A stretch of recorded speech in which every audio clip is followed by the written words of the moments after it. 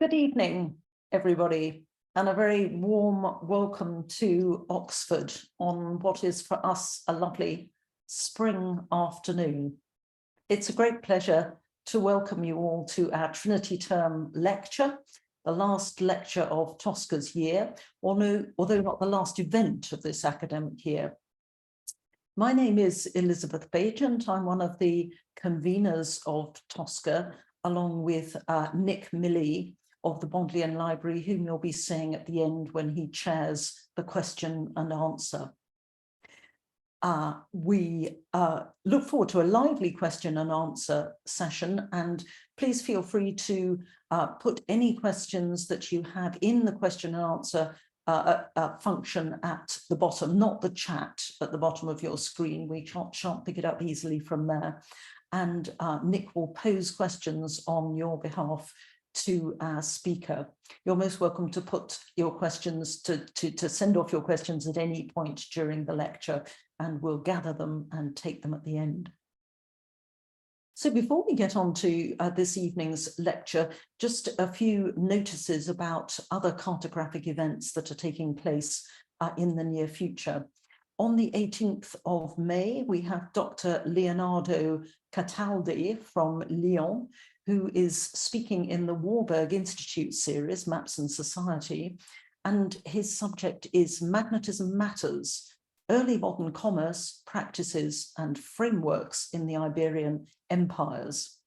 And I can warmly recommend that lecture and that series as a whole. Our sister series in Cambridge is done for the year, but we look forward to their exciting programme for next year. We have just, apart from this evening, one more activity left for this year, and this is a Tosca field trip. And those of you who are in Oxford or near Oxford will know about our intrepid field trips when we go to look at map collections in the flesh. And normally those collections are in fact in Oxford. And this one is no exception. We're gathering on Thursday, the 25th of May at the Western Library for a Jolly for Peter Jolly.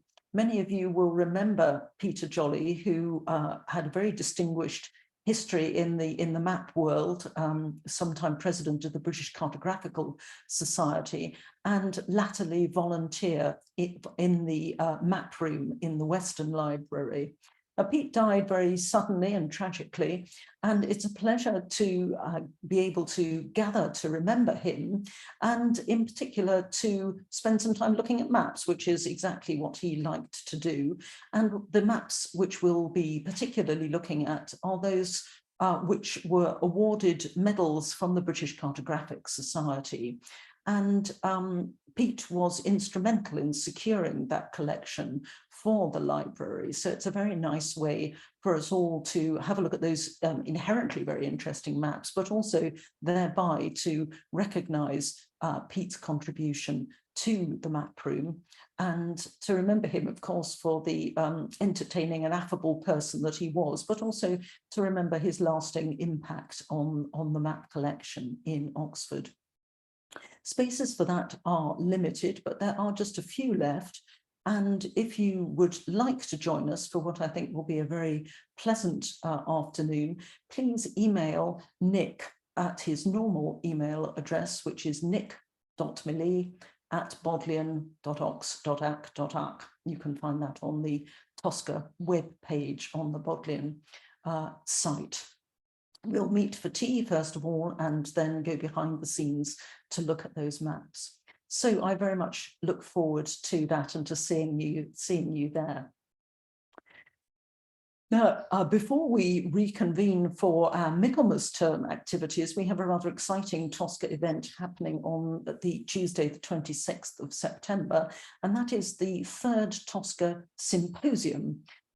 Tosca stalwarts may remember we gathered for our first symposium on enlightening maps.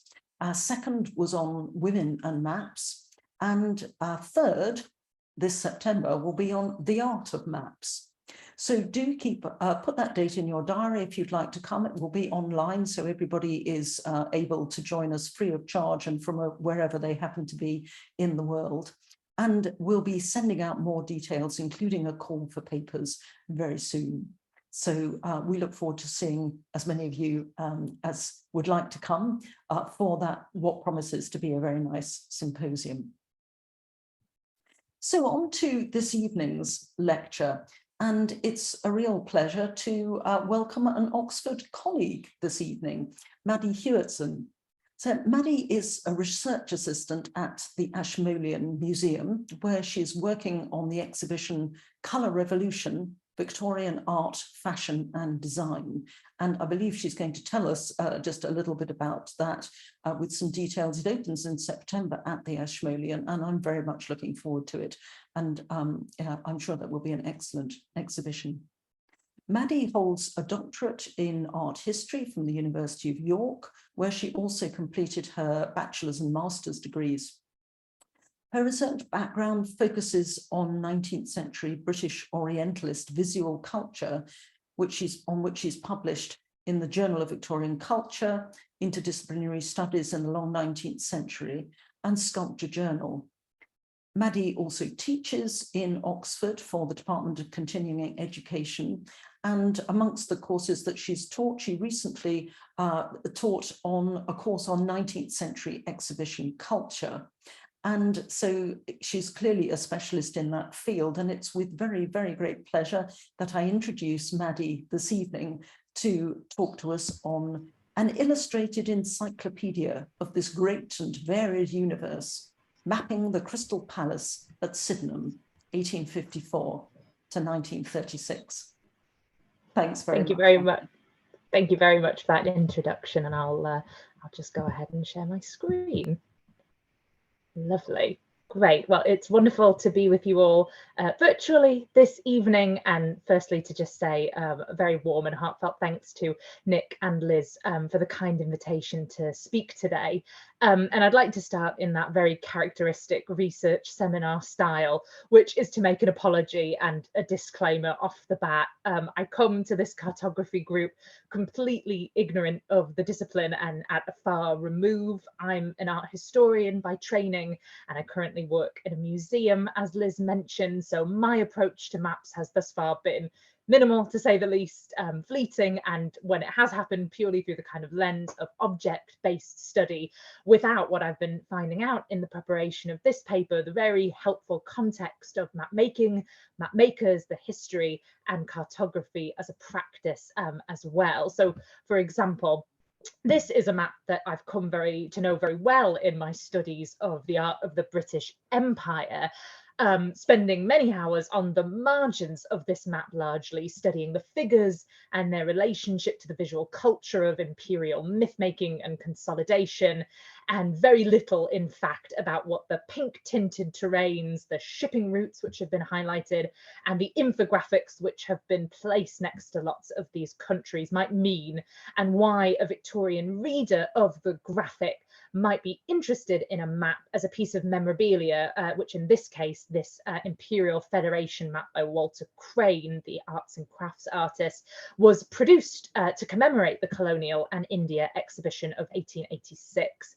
And my case study today also concerns thinking about maps and the world through the lens of an exhibition. So hopefully what I've managed, or what I've tried to do, is approach this with an open mind as to what cartography and thinking a bit more about geography in visual terms can offer to art historians, and what maps can mean beyond probably what a lot of certainly me and maybe some of my art historical colleagues have thought thus far as maps being kind of slightly more intricate and wordy paintings essentially, but I'm quickly learning that is not the case. So I ask for forgiveness for any glaring mistakes along the way, and I would really appreciate feedback and suggestions when we get to the discussion section as well. Very much a work in progress. But to make a start, maps were a cornerstone of 19th century exhibition culture, really from its inception.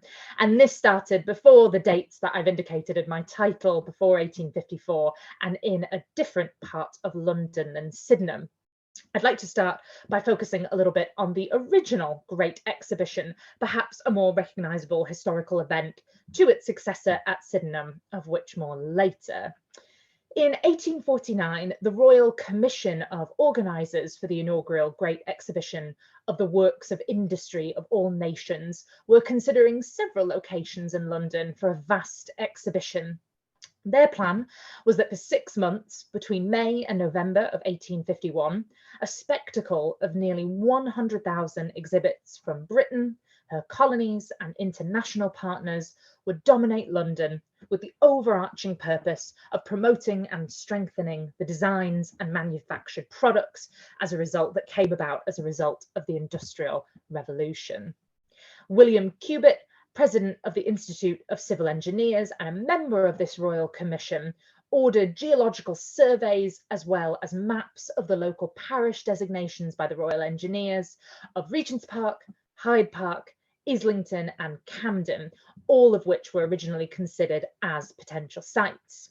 The Commission eventually settled on Hyde Park, central, royally adjacent, with the potential for land development to secure a long-lasting legacy for the exhibition. They then selected an architect, Joseph Paxton, to design a prefabricated translucent glass and iron exhibition building, which would become known as the Crystal Palace. Over 6 million people visited the Great Exhibition at the Crystal Palace, making it one of the most significant events in Victorian history and indelibly moulding the direction of design reform in Britain and museology to the present day.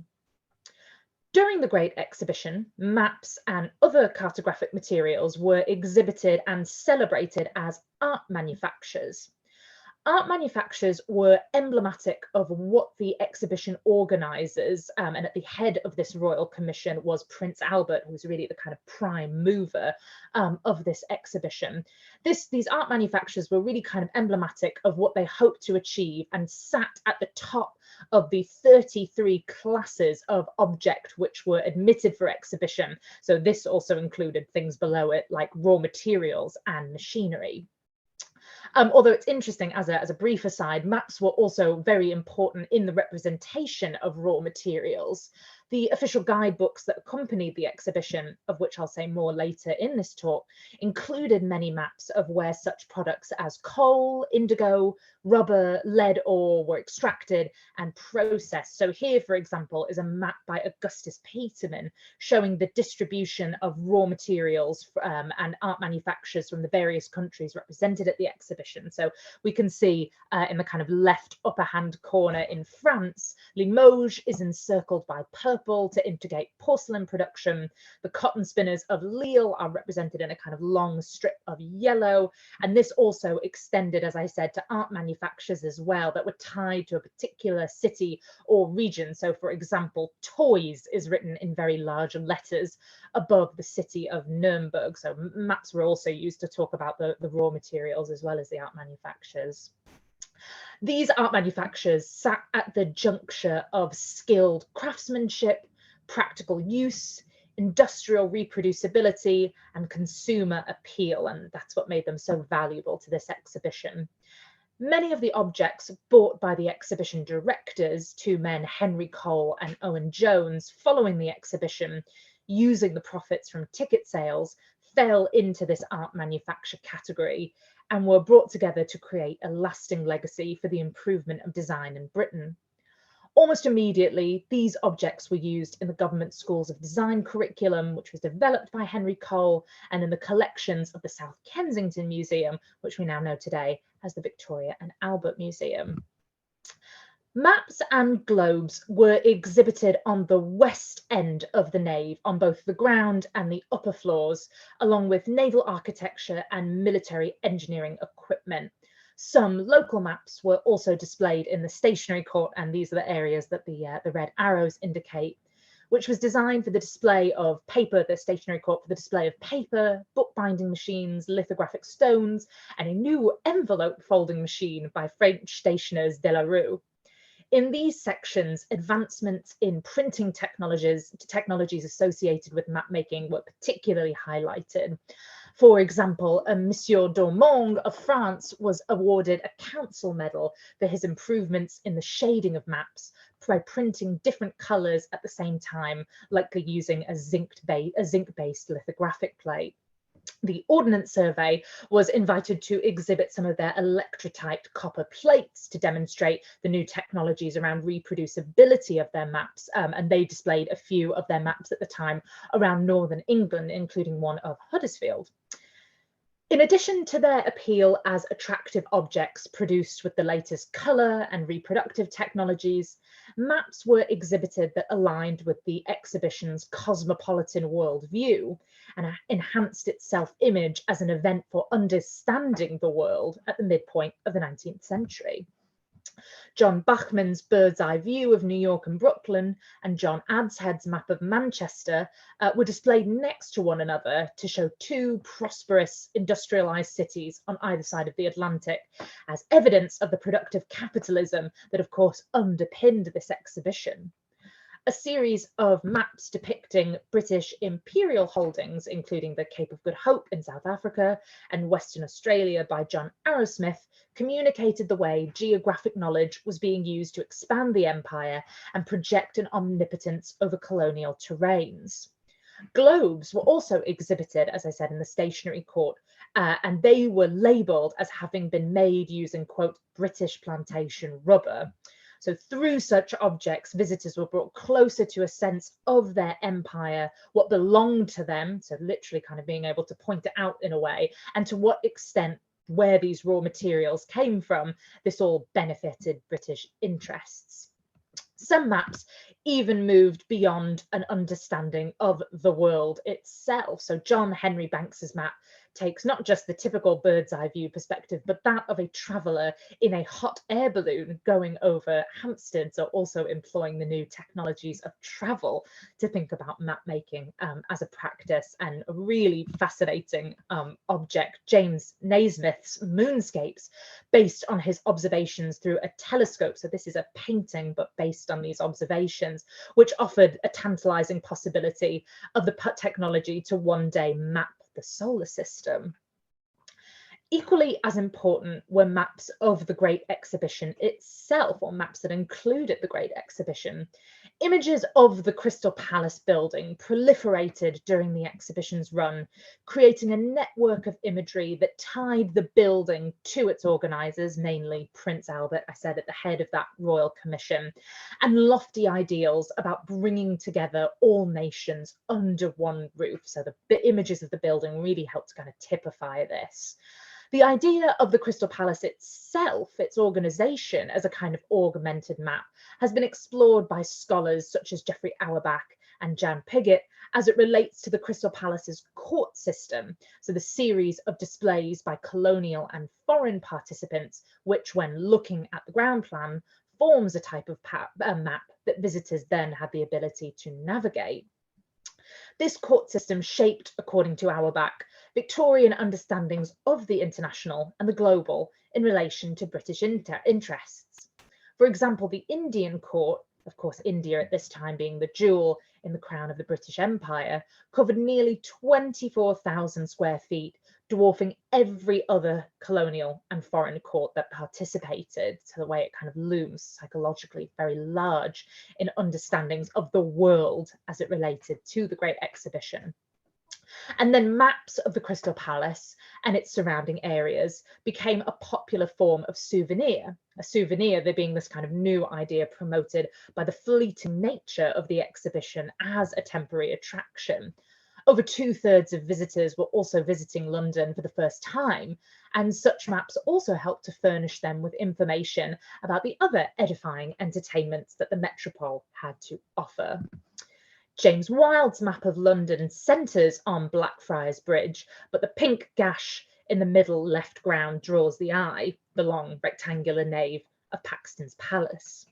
The map has a decorative border, which depicts several sorry, I've jumped ahead there. That's a different one.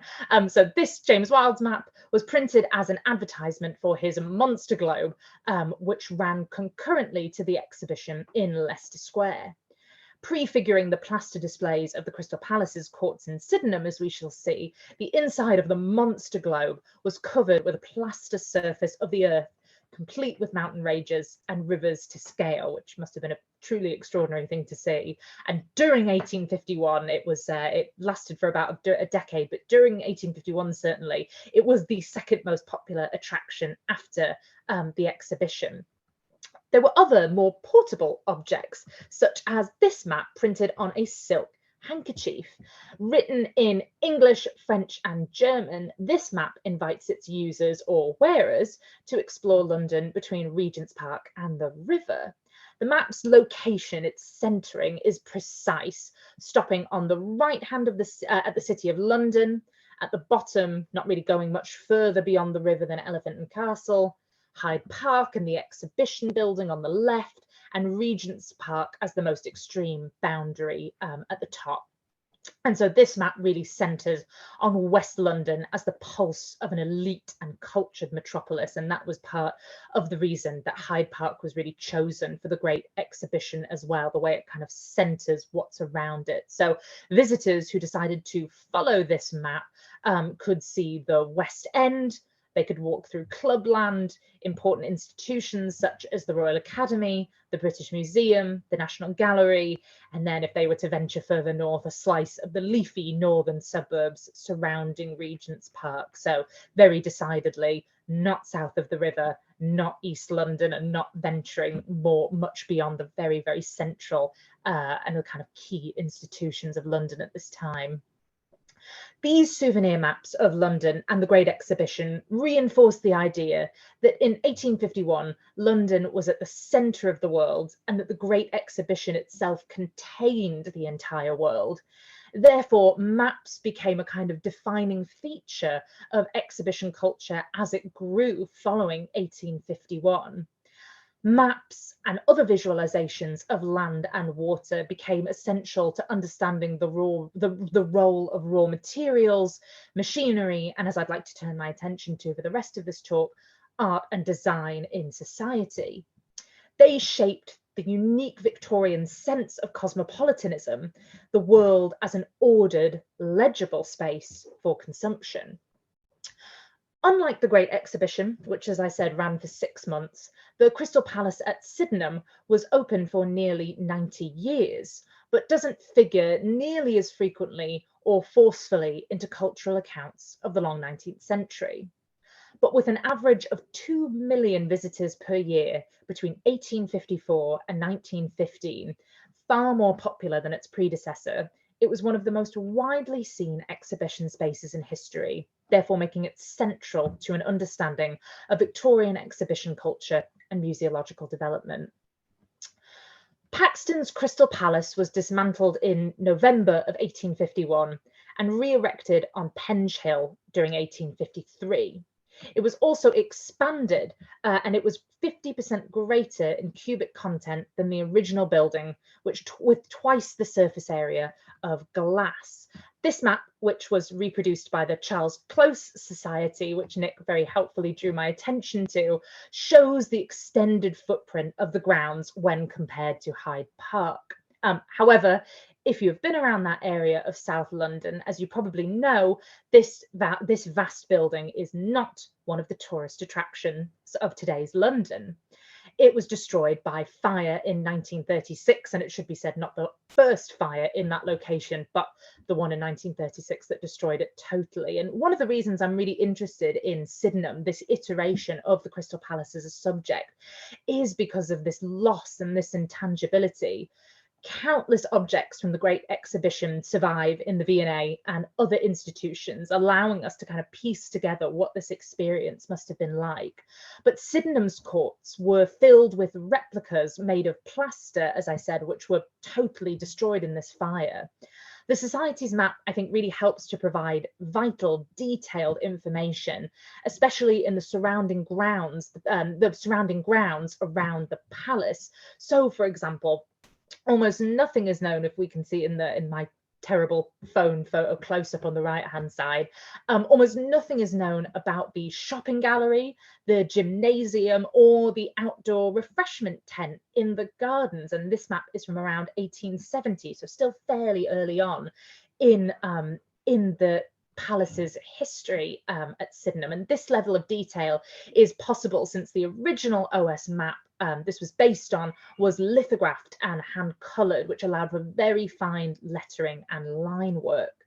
One of the other things I also find very interesting exploring the kind of successive maps over the history of the palace's lifetime is also seeing the ways in which the footprint changes as well. And of course, to look at a contemporary map today to see nothing at all, but just the surrounding parks. In order to understand Sydenham, to a certain extent, we have to reimagine it and to enact a fantasy of what a visit might have looked or felt like.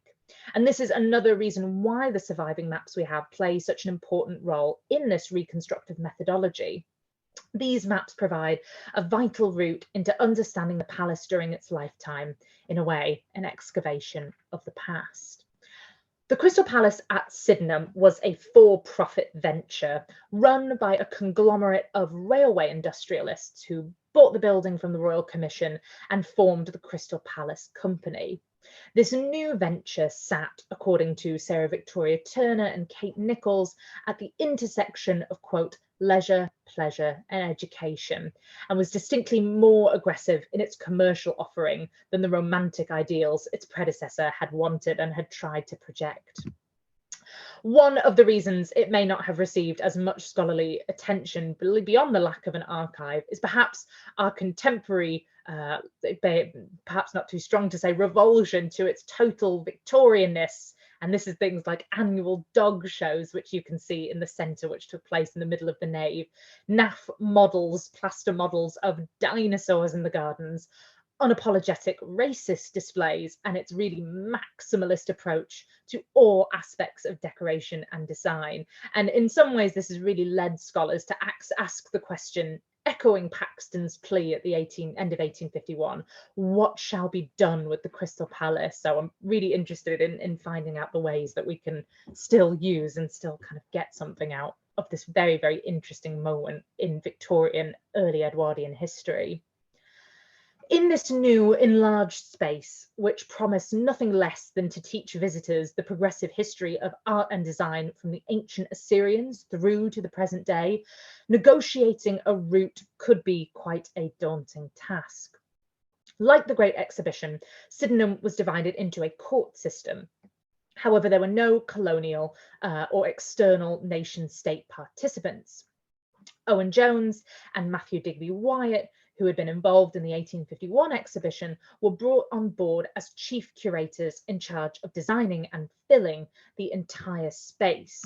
So they designed a series of historical fine arts courts, which took a visitor on an immersive journey through sculpture, architecture and design of civilizations highly regarded by Victorians, such as Assyria, ancient Egypt, Rome, Greece, Pompeii, medieval Europe, Elizabethan England, and Moorish Spain. Jones and Wyatt also collaborated with some disciplinary experts outside of the Crystal Palace Company to construct additional courts, such as the series of ethnographic courts, which were curated by Robert Gordon Latham, and a display of dinosaurs, as I said, outside in the garden, which a number of paleontologists worked on. One of the most important elements of the surviving archival materials related to Sydenham are the ground plans of the overall palace, but specifically of the individual fine arts courts as well. These somewhat sparse plans give an overall sense of how the courts were arranged, key objects within them, and points of entry and exit.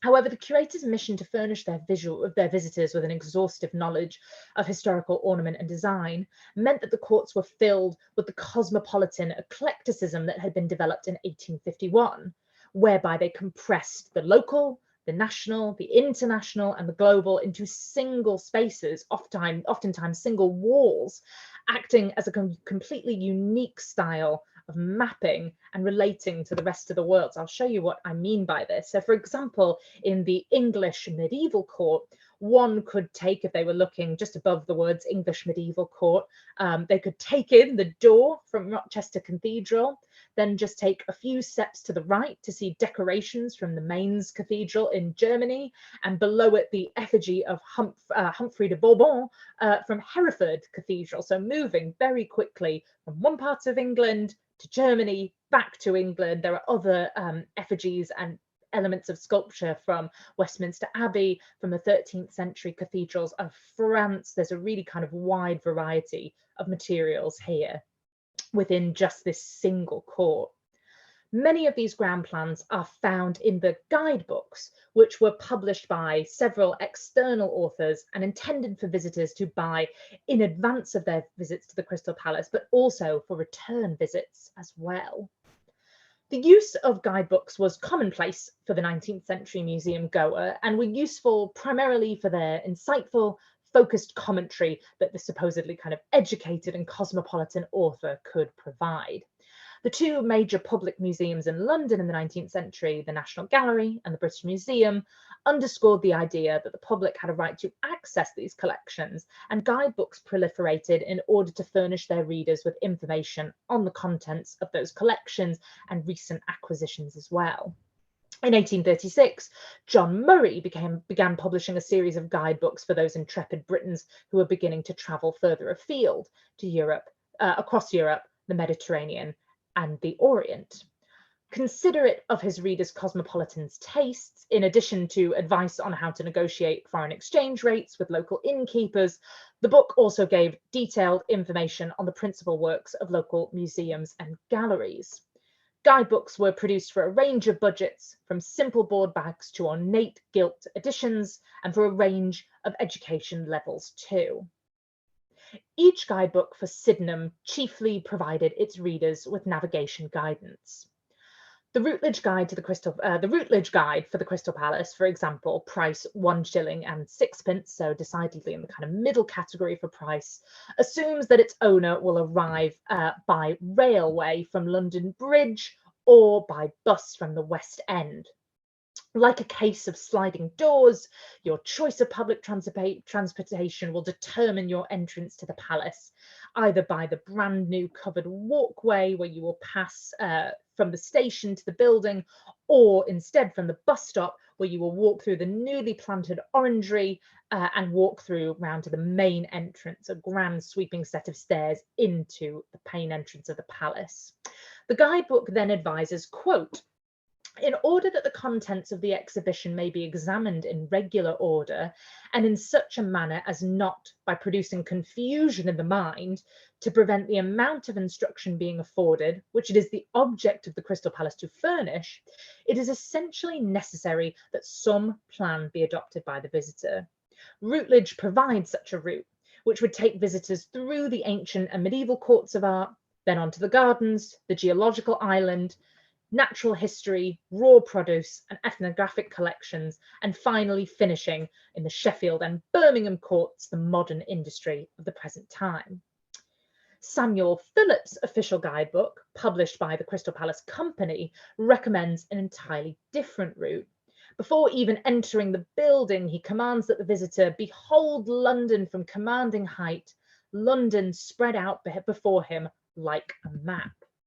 Once you've entered, he proposes a slightly kind of weaving maneuver to start at the ancient empires of Egypt and Assyria, then into the industrial courts for the ready purchase of silverware, cast iron goods and refrigerators, before swiftly diving back into Greco-Roman sculpture and the portrait gallery featuring the great faces of European history. And this photograph is a really interesting view of a corridor that sits between the Egyptian, Roman and Greek courts. So to give you a sense of the way that you're navigating between very distinct periods and types of architecture and design. But Phillips also maintained that, quote, "As a reference to the plans will show, there are many other roads open which may be explored in future visits." These guidebooks, of which these are just two examples, there were dozens published during the life of Sydenham, offer just a few examples of the ways visitors negotiated their routes through the massive palace structure using maps and ground plans, as well as the written advice of the authors. So these are three sources as well, kind of melding into one another. These complementary sources also give art historians and scholars an opportunity to revisualize this lost space in order to understand the organizational principles that were being constructed by the curators. While nominally known as the People's Palace for its emphasis on entertainment, the curators of the Crystal Palace intended their displays to deliver design education solely by the eye. So you'll notice from this photograph as well, there are no labels, there are no long wall panels, which you might find in a museum today. And you'll notice as well from these two grand plans that the information is quite limited in terms of what's provided on the ground plan. Whereas three-dimensional technologies such as photography and stereoscopy have helped scholars to chronicle the detailed contents of individual courts, the ground plans allow us to see the interconnected anastomatic system of the palace, which Jason Edwards describes as a, quote, eclectic cosmopolitan world system. In Phillips's guidebook, over 1,500 individual locations are named, from ancient Babylon to Bamborough Castle in Northumberland. His prose encourages his readers to imagine countless spaces and geographies, moving from the micro, individual buildings, to the macro, continents and hemispheres. Sydenham's ambitions aspired to a total redefinition of the museum as a largely geographical experience. Visitors would learn on multiple levels notions of the geographic. So what epochs in history were to be revered? So for example, as well, thinking back to some of the names of the courts as well, on the one hand, we've got ancient Egypt, which really just covers a very kind of distinct time. But then we've also got the Alhambra court, which is a representation of a single building in Moorish Spain, but is supposed to be representative of the whole of Islamic design. So thinking about the way that we term and talk about different periods of history. Where to travel to, of course, so to go to the Alhambra, the real thing in an increasingly interconnected and globalized world. And of course, the more practical design and architectural lessons. So what styles of architecture to use in building today? And finally, how to decorate and to fill those spaces. The palace and the associated guidebooks asked you to both read large worlded spaces and grand historical narratives, but at the same time study minute, detailed design within the courts. The information within the maps and ground plans of the palace reveal the confluence of those spatial and linguistic complexities. The ground plans also allow us to take an aerial viewpoint to begin to unpick the overlapping and intersecting temporal, moral, capitalist, and imperial narratives at play in the organization of the courts. As I said, why, for example, are objects from Italy found in the Roman sculpture court, the Pompeian house, the Italian portrait gallery, the French and Italian sculpture court, the medieval, the Renaissance sculpture court, the Roman court, and the Italian court? Why did Birmingham and Sheffield each deserve separate courts, whereas, as I said, the entire Islamic world is represented in a single building, the Alhambra court? At the Crystal Palace, worlds sat along worlds, organised by the principles of art, architecture, and design. And from these disjointed mini-worlds, the visitor was supposed to have emerged, having derived a sense of world history, as well as civilization's progressivist pursuit of good art and design. So these two is very much linked, the global and a sense of the world as a map, and good art and design on the other hand. Like 1851, images of the world which emanated from this Crystal Palace worldview were crucial pieces of visual material, which really quite quickly entered popular culture and popular definitions of the global. Returning actually briefly to the Charles Close Society map, there's, I think, some speculation as to why this particular map of the Crystal Palace was produced in 1870 under the direction of Sir Henry James, Superintendent of the Ordnance Survey. And one possibility that's been proposed is that this map was intended as a souvenir. And I would say I would definitely concur with that explanation, because as we've seen, maps of the palace and the areas surrounding the palace were highly desirable and popular with visitors, and certainly Sydenham, as one of these leafy southern suburbs, very much coming up with its canal and internet-connected railway systems, is very representative of the type of product to be sold at Sydenham. However, an even more extraordinary souvenir of the palace was the Crystal Palace game, a board game made around 1855. And I want to thank Liz for drawing my attention to this wonderful map and piece of Sydenham ephemera. It's really quite something. So this map is by Henry Smith Evans, a map maker who exhibited his map of British possessions, so a kind of imperial map at the Great Exhibition in 1851. So he created this map game, which depicted similarly pink tinted areas of the globe then under the colonial rule, but also the entirety of the world and these kind of little vignettes within them. So the large vignette at the top on the right hand side and the left and right hand side depicts the palace and also the opening ceremony, which similarly to 51 was also performed by Victoria and Albert.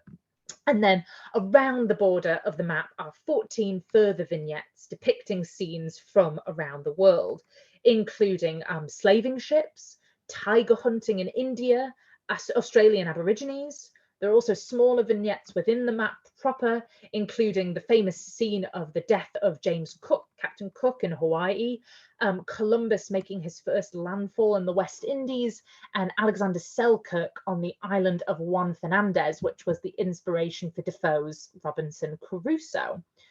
Also noticeable is the track of a voyage by a genuine Captain Flint in the Alfred, which is said to have been a source for Robert Louis Stevenson, who in 1855 kind of would have been around the right age to enjoy this sort of game.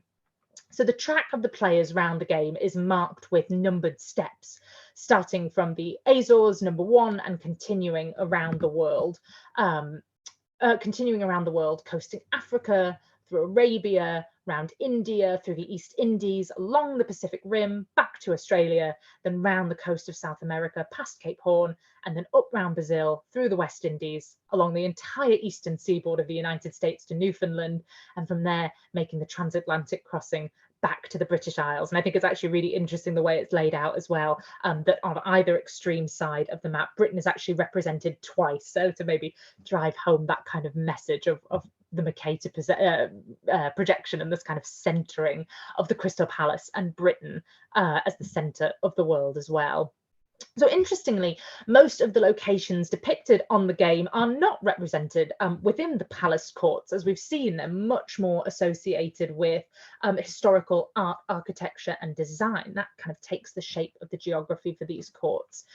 While the palace was deeply imbricated within imperial narrative, it relegated its depictions of current colonial holdings to the ethnographic courts, where degrading mannequins of West African people were arranged in a diorama sort of format to assert their primitiveness, really. But here in this board game, we can see lots more of the kind of, vignettes or insights into key colonial holdings, such as Australia, Canada. We have a kind of Inuit scene as well, ostriches and other kind of, very established Egypt and the Sphinx, very kind of established images of empire, which you don't really see in quite the same way within the palace court. So interesting that this is a kind of separate but connected piece of imagery, which makes those kind of imperial connections in a lot more of a kind of cohesive and assertive way. In this board game, the history of the British Empire is communicated through gameplay, and unfortunately in the British Library's copy at least, we've lost the rules for this game, so we're not sure exactly how you play or how you win, but I'm assuming in a very simplistic fashion that you move around the board, of course, that you can see the numbers on it, in a serpentine fashion, which is very similar to the way, of course, Phillips and other guidebooks were recommending that you moved around the courts. The board game embraces the immersive principles of Sydenham to surround the player in vignettes of the local, national, and global. And it also really interestingly promotes global exploration as play. That this game, as we can see at the title, at the top underneath the Crystal Palace game, Voyage Around the World, geography made easy. So similar to the court's invitation to learn through stimulating and pleasurable experiences. And just interestingly, as a kind of unrelated but interesting aside, in the collections of the museum at the Ashmolean here, we've got a very interesting piece in our Eastern art department of a Japanese board game from around the 1860s, which in a very similar way depicts modern Meiji Japan, so at a time when Japan was undergoing lots of kind of modernizing and industrializing reforms. So there seems to be this kind of thread. It depicts things like a Japanese woman, Western dress, going shopping, or sitting at a singer sewing machine. So I think there's a very interesting thread here, how visions of the world through board game play was actually very important to kind of Victorian understandings of the world around them, but also great changes to the world around them as well. So I think this is, in addition to being a very interesting map, is a very interesting piece of kind of ephemera for understanding how Victorians think about the world and how play might feed into ideas about the world at this moment as well. The lessons of the Crystal Palace at Sydenham, whether you were there as a visitor in its history or looking at it today as a modern scholar, are to conceive it as a cultural site, an image, and as a physical structure, one that sits at the intersection of understandings about art history, culture, and geography. And I think this last element is really the under-acknowledged element of all of this. The maps exhibited at the Great Exhibition and the ground plans and maps associated with Sydenham helped visitors to understand the world in a palace. Cartographic materials in an exhibition context help to shape Victorian perceptions of the world and the variety of such material across both iterations of the Crystal Palace, and demonstrated how important maps and related imagery was to shaping and reinforcing such ideas. And I'll give the last word to the Illustrated London News, an article from November of 1910, which I think sums this up quite nicely. The construction of the Crystal Palace can only be described as the world in a suburb. It has become part of our nation's history as much as it is a nation with its own histories, while also instructing visitors in the history of the entire world. Thank you very much. But before I finish entirely, as Liz very kindly offered and promised, I'll do a little plug for the upcoming exhibition that we've got at the Ashmolean, of which now I have to say the object list is finalised and closed, but I really do regret that we don't have any maps, because I think one of the things that we've discovered is the very interesting history of course, the synthetic aniline dyes used to tint maps in this period, and the aniline revolution plays a really key role in the narrative of this exhibition. But I wish we'd managed to get in a map as an example of that, but alas. But still, lots of interesting things which I hope you'll come and see. So this exhibition really charts the way that colour was central to the Victorian art world. We often think of Queen Victoria's mourning dresses, Dickens's slums as the 19th century as a fairly kind of monochrome and polluted period. But in fact, it was this great period of technological and cultural understandings of colour.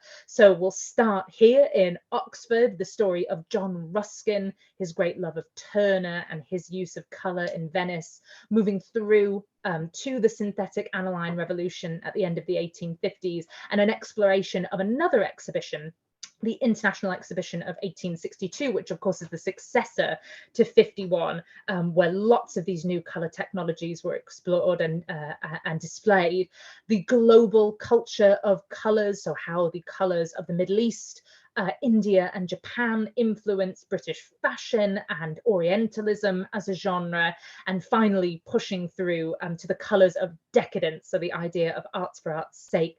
Oscar Wilde's Green Carnation, James McNeill Whistler's beautiful, rich indigo hues of Venice and his nocturnes, and of course looking forward to the advent of colour in film and photography. So you've got the dates there. That exhibition is opening at the end of September, and it would be a real pleasure to welcome as many of you as possible. But I'll pause there now that I've plugged. My boss will be happy, and I'd be very happy to take some questions. Thank you very much indeed, Maddie. What a great introduction to the exhibition as well. I'm sure your boss is going to be absolutely delighted with that. So I'm already very excited to come and see it. So I'm also very thrilled that you managed to mention Bamburgh Castle as well during the tour. Oh, I wasn't excellent. expecting, so Personal that was favourite of mine. that was a lovely addition. Now, we've got loads of questions coming through, so your talking hasn't stopped. We're going to have to work you a little harder. And to begin from early on in the talk, there's a curiosity that Peterman was commissioned to produce an official map. Why would a British exhibition like this go for a German map maker? Yeah, that's really interesting. Of course, I think Albert, the answer with lots of these questions is Albert. So of course, you know, the Anglo-German connections at this moment are very strong. And while the underlying sort of principle of the exhibition is to promote Britain, of course, as the kind of dominant and supreme kind of design and manufacturer in this moment, there is, I think, this kind of tacit acknowledgement that some places do it better. And so I think Germany and France in particular, so of course Britain is awarded the most medals in 51, but just behind them is France and Germany. So I think, yeah, really interesting to see. And the Peterman is the map of the raw products as well. So really interesting to see a German, I think, thinking about empire. So he's got a lovely kind of inset with a close-up of India and all the particular kind of textiles, so where cotton and silk and indigo production happens in India specifically. So I think really interesting to think about how a German might have conceived of raw materials that were underpinning the British Empire as well. But yes, it was in some respects collaboratively European. So that's why we get this kind of, lots of different nations participating.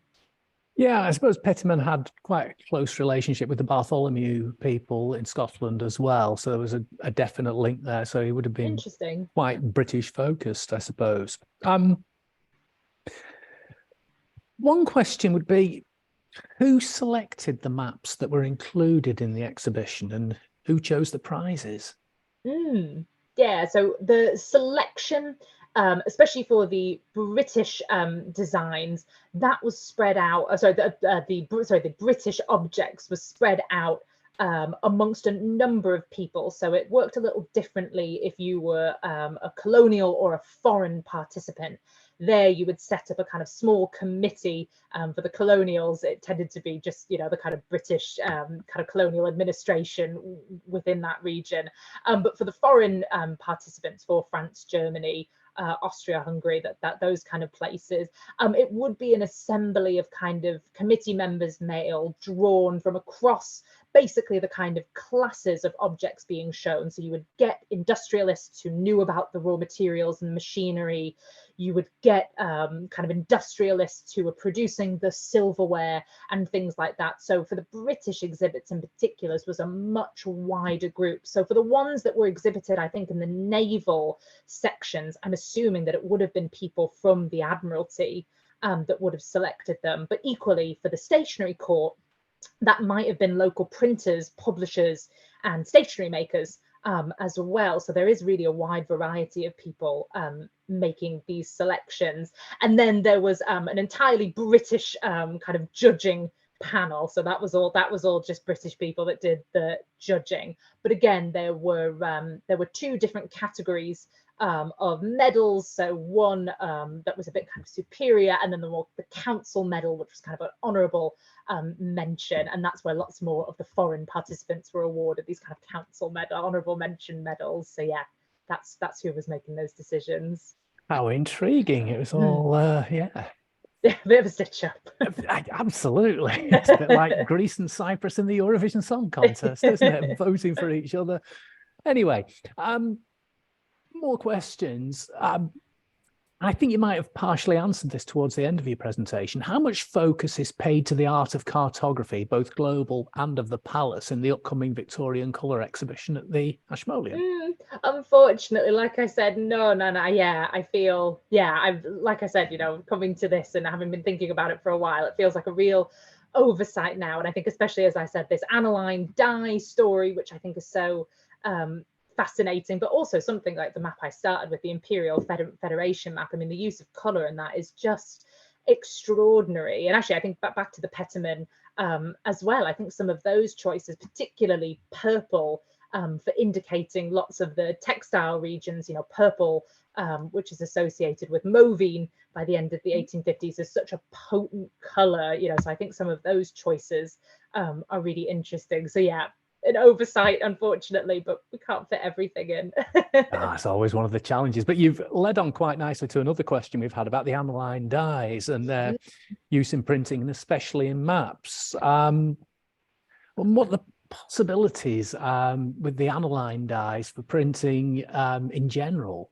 Could you say a bit more about that, please? Yeah, absolutely. So it's interesting. As far as I know, the trend, certainly for in my kind of broader research, I've done a bit of work kind of on kind of printing, particularly Owen Jones's printing. So as well as being the kind of curator of Sydenham, he also published a number of books, the most famous of which being The Grammar of Ornament, which is basically this kind of reader for world and historical design. And those are all chromolithographed kind of volumes. So it's interesting that the use of aniline dyes in printing is almost exclusively cartographic. So it really is kind of relegated to map making. And I think maybe that has something to do with the ability to shade, and also perhaps also the durability of them as well. The idea that maps are perhaps being used in a more practical context, because of course the predominant use of anilines in this moment is in textiles, so in dyeing fabrics too. So actually, of course, some maps being printed on fabric, that would make it more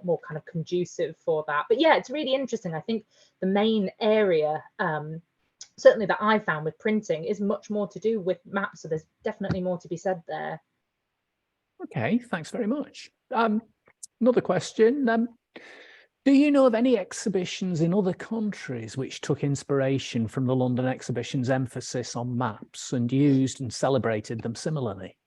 Yeah, it's interesting. Yeah, I think there's a whole, because of course 51 launches, as I said, this kind of exhibition culture in the 19th century, and that isn't just limited to Britain, it extends elsewhere, particularly Paris, Vienna in 1873, and eventually moving over to America as well. Just talking about the Chicago World's Fair of 1893 earlier, actually. So exhibition culture really proliferates in the second half of the 19th century, inspired by the Great Exhibition. I don't know for certain, this is really sort of the first digging into on this topic that I've done, but I do know, for example, that at Vienna in 1873, in the Ottoman court, they displayed a number of printed books and maps of their territories and regions. So certainly back to this idea of exerting and projecting a kind of message of power, and also craftsmanship as well, really beautiful, well printed and hand colored books. So that's one other example I know of, another exhibition. But my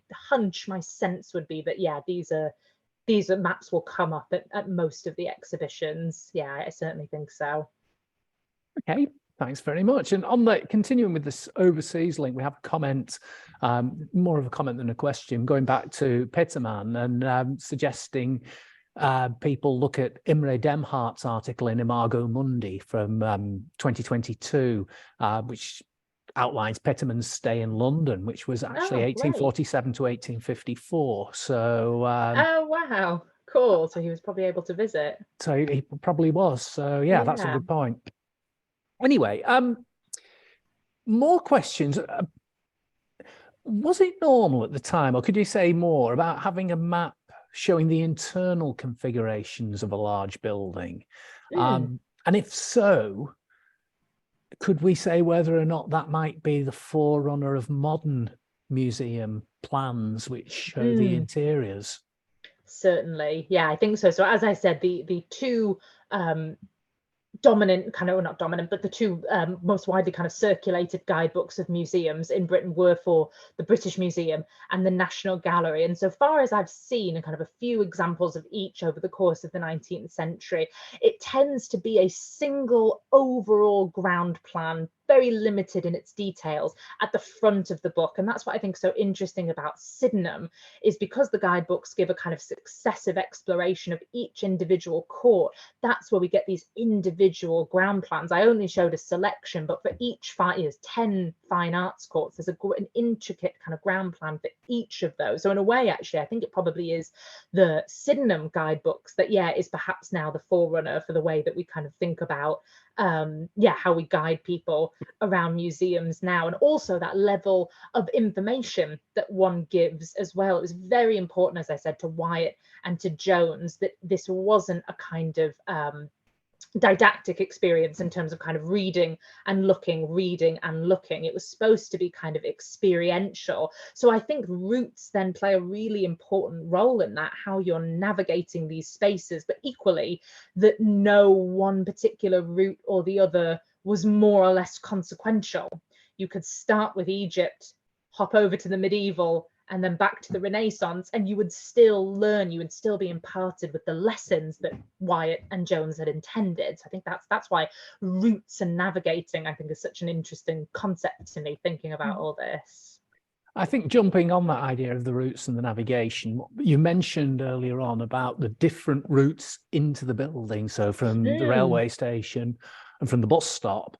Yeah. Were there special particular plans which, say, people would be able to collect as they entered the building, which gave them routes from those specific entrances? Whether oh, that's super. Yeah, it's a really interesting idea. I don't know, unfortunately. So there are lots of little kiosks out in the kind of gardens as well, where lots of things are being sold. There's a great picture of the Bible stand at the Crystal Palace from about 1905. So it may well be that Routledge or Phillips or someone else did have kind of guidebooks available, and there was a stationery court at various times, not consistently, but at various times as well. So yeah, there may have been a kind of possibility of picking it up kind of as you went in.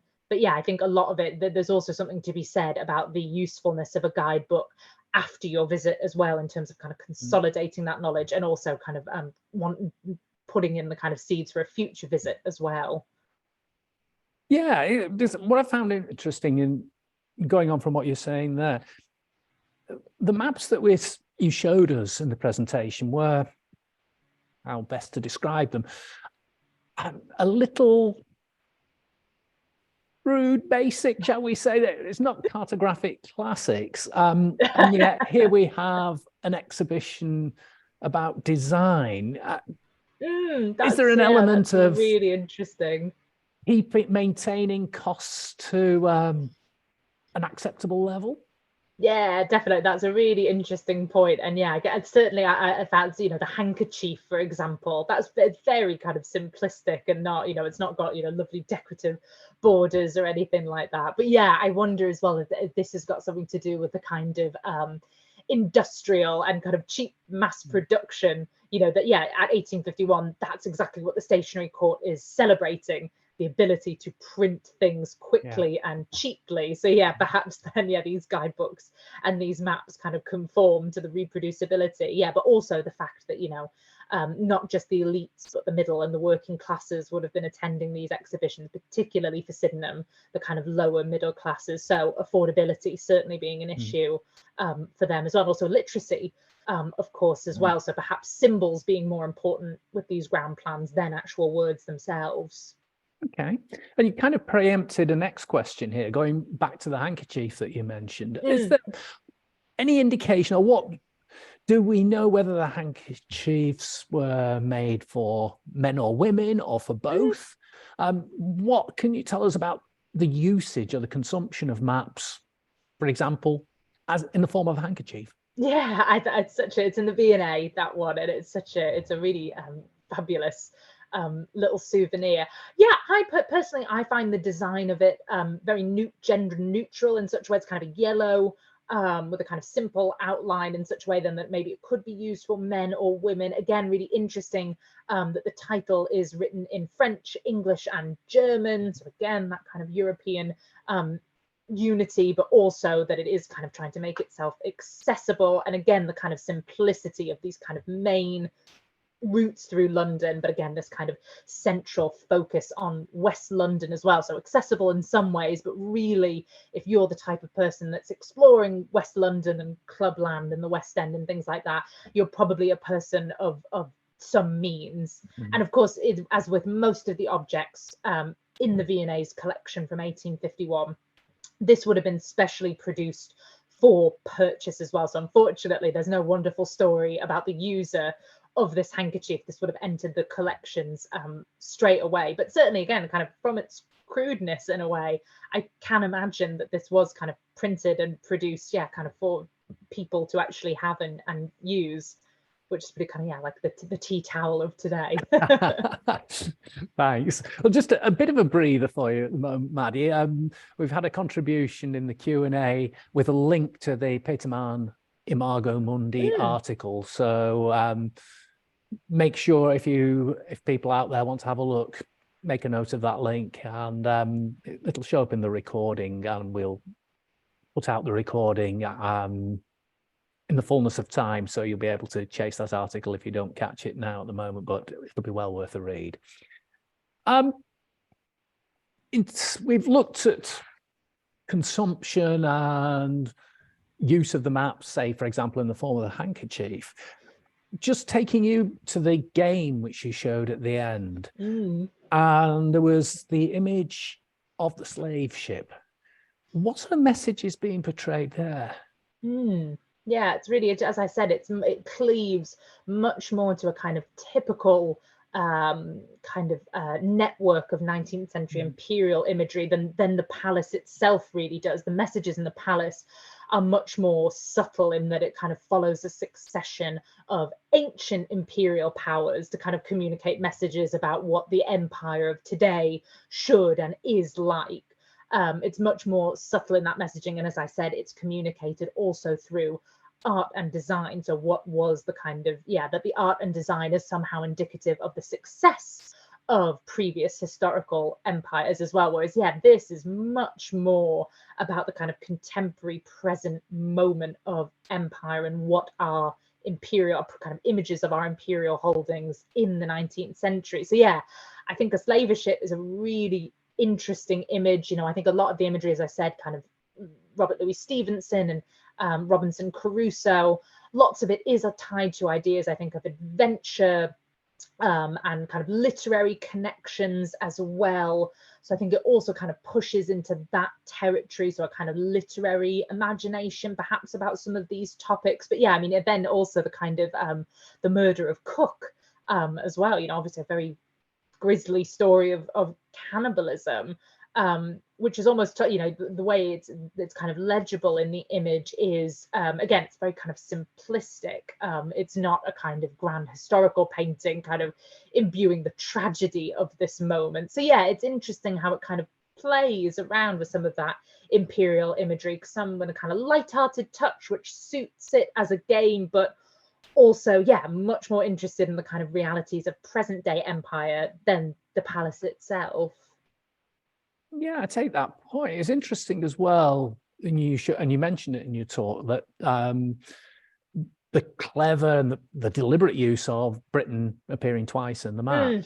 But what feeling do you have for the cartographic impact of the exhibition and how that impacted on society in general? Is there anything out there which reflects the perceptions or the influence of the maps and mapping at the exhibition that people would have seen and maybe gone out and taken away with them and thought, we can develop this impacts on my perception of the world? I certainly think, maps of empire, of places like South Africa, Australia, in colonial territories, I think that played a really big role in shaping Victorians' understandings of empire. So not just the kind of products in some senses, but the terrain, the land, and the idea that these were very distant,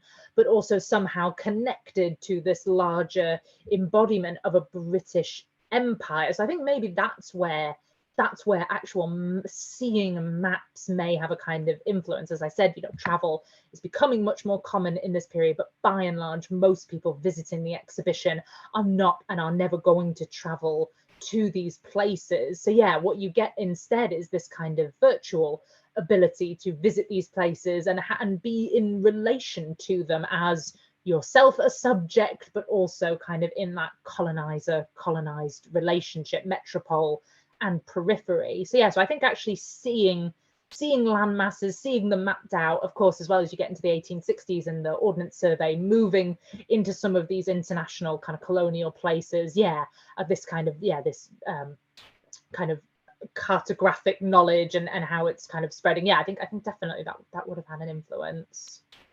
Yeah, it's interesting to say, and the fact that you just mentioned Ordnance Survey, the Ordnance Survey map that you showed, the Charles Close Society reproduction, is interesting in that it's a map just of that particular site. At a time when Ordnance Survey were producing maps of that level of detail in purely a gridded form, county by county, they obviously deemed that building and the site worthy of special treatment. So what does that say?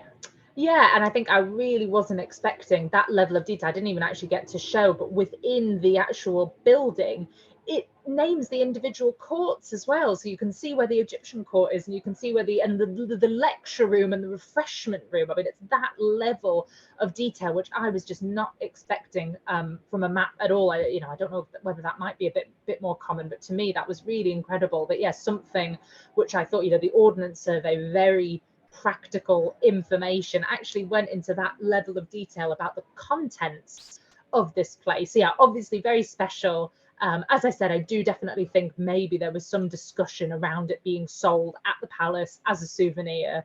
I definitely think that's plausible, and that would have been appealing to people as well. That would have been a product people were interested in. But yeah, I think my knowledge of the Ordnance Survey is again from that kind of imperial and much wider geographical context. But to actually see one of their maps of somewhere in England was really interesting. Yeah, very intriguing. And on a more personal level, how do you plan to develop this cartographic interest, which obviously this talk and your work has encouraged, shall we say? Any big plans? I'd love to keep working on this a bit more. So this whole topic emerged, as I said, out of some teaching that I did on 19th century visual culture more generally in a module a couple of years ago, just on Sydenham. We had a whole week where we looked at the ground plans and kind of compared them to different maps. We spent lots of times with cranes, Imperial Federation map, things like that. But I think just to recenter the map as opposed to the imagery on the edges is something that I'm really keen to do. And I think, kind of use that as a really kind of untapped visual source within art history. It's really, I know within kind of medieval art history, that's something that's maybe worked on a little bit more. I've got colleagues that work on kind of maps of Jerusalem and things like that. But I think certainly for the importance that map making plays in the 19th century world, art historians of the British 19th century certainly haven't paid quite enough attention to it all. So definitely some more digging on this. And I think the question about the other exhibitions and how maps were displayed at other exhibitions would be a really interesting area to explore too. Thank you. Thanks for that. Well, unless there are any more questions from the floor, I think you've probably earned a glass of water. Well done there. Thanks ever so much for such a terrific exposition of the exhibition. And I'd like to wish you luck with the forthcoming exhibition at the Ashmolean. You've given us this wonderful hors d'oeuvre, and I'm sure we are all going to be, for those of us who are in and around Oxford, we'll be racing along come September to go and take a look. It looks absolutely magnificent. So, Maddie, thanks a lot. Thank you, everybody, for attending. It's been a real pleasure to host this session. And there's already something in the Q&A saying, thank you for a terrific lecture. Looking forward to the Ashmolean exhibition in the autumn. Here. So thanks for your time. Thanks everybody for coming along and joining us. If you're interested in signing up for the field trip on the 25th, you know what to do. Just email me. And I think that is it for the online Toscas for this year. So thanks for all your support. I know we've got a lot of regular punters from both the UK and from overseas. So that's really exciting, actually. And we will be back online in September with our event that Liz highlighted earlier in the evening. So thanks again. Enjoy the rest of your evening, the rest of the day, wherever you may be. The sun is still shining here in Oxford, despite the clouds in the picture behind me. And Maddie, that was terrific. Thank you very much indeed. So good night to everybody.